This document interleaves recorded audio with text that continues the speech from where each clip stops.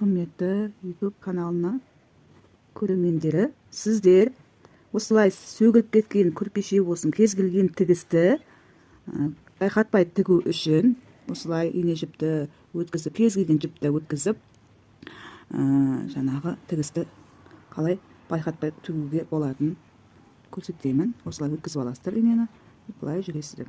Көрдіңіздер ме? Былай жүресіздер. Егер менің тігісім сіздерге ұнап жатса, болмаса түсінбей жатсаңыздар, комментарияға жазып, менің каналыма тіркеліп, қазақша канал бұл, тіркеліп, қолдау көрсету үшін лайк басып кетіңіздер. Мен сіздерге пайдалы кеңестер айтамын ылғида, және мені қолдап отырыңыздар. Ешқандай қиындығы жоқ, баса салыңыздар. ютубта сіздің памятіңізді ұстамайды каналым, тек қана сіздің іздеген нәрсеңізді көрсетіп отырамын. Түсінікті ме сіздерге?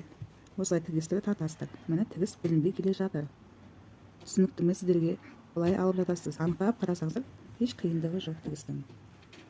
Жақсылап үйреніп алыңыздар, мені тігіс байқалмайды. Түсінікті ме сіздерге?